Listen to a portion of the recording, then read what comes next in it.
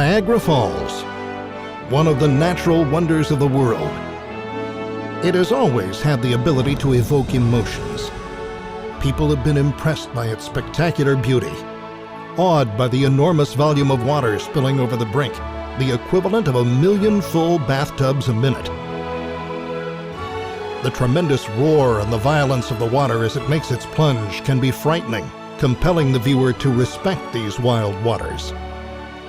For many, the overall impression is nothing short of inspiring. As the lyrical Irishman Thomas Moore wrote to his mother from Niagara in 1804, "I have seen the falls, and am all rapture and amazement." There's also a softer, romantic side to Niagara, probably best represented by the countless numbers of newly married couples who, over many generations, have come to this beautiful place for their honeymoon. For them, Niagara Falls will always have a special place in their hearts and minds. Niagara Falls is one of the most famous and most visited natural spectacles on Earth. The falls straddle the Niagara River, which flows for 35 miles between Lake Erie and Ontario. The falls also straddle the border between Canada and the United States. An important and interesting chapter of the Niagara story tells of the stunters, daredevils, those individuals who have deliberately challenged the Horseshoe Falls. The first was a 63-year-old former dance instructor by the name of Annie Edson Taylor, who had been living in Bay City, Michigan. On October 24, 1901, she went over the falls in a 160-pound wooden barrel and survived. Annie hoped to achieve some fame and fortune from her exploit. She got the fame, at least in Niagara Falls, but the fortune eluded her. She died penniless 20 years later. Since then, 15 other people have copied this type of stunt. Some, like Annie, have used not a barrel, but a large rubber ball, a jet ski, or a kayak. Believe it or not, they've all been tried.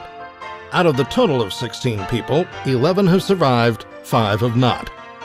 A word of warning: stunting on the Niagara River is illegal. If you do manage to survive, you'll be arrested, charged, and have your day in court.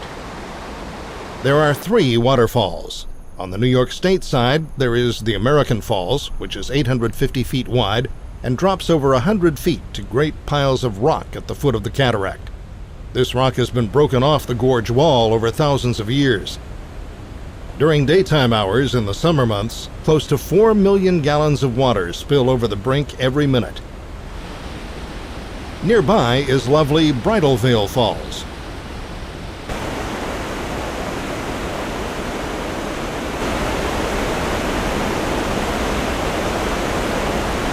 Carrying 90% of the river's flow, the Canadian, or Horseshoe Falls, so named because of its shape, is 2,200 feet wide, with a drop of 188 feet. Around 34 million gallons of water flow over the crest of this falls every minute. An ever-present mist and often a beautiful rainbow complement the scene.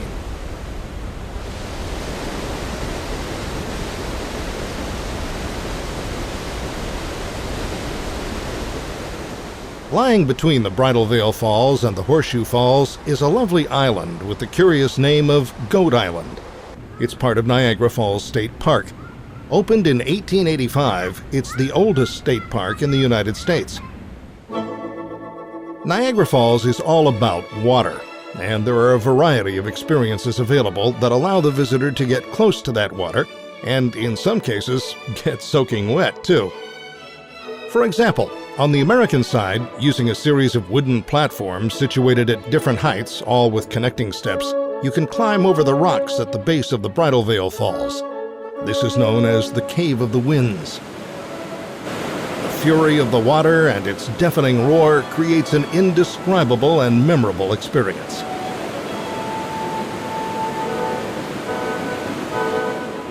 Then there is the iconic Maid of the Mist, which has been sailing into the swirling waters at the base of the Horseshoe Falls since 1846. Let the mist bathe your face. Some people say it's good for your complexion. If you really want to see the wild side of the river, take a high-speed whirlpool jet boat ride up through Niagara Gorge and into the rapids below the whirlpool. If you prefer to view the falls from above, try a scenic helicopter ride. Or stand at the top of one of the observation towers.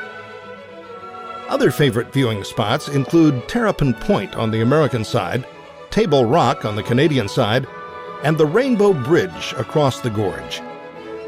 Opened in 1941, this bridge, which is only slightly downriver from the falls, doubles as a fine observation platform, especially if you're walking. Nighttime at Niagara is an experience unto itself. It's a great time to take a stroll and see the falls in a whole new light.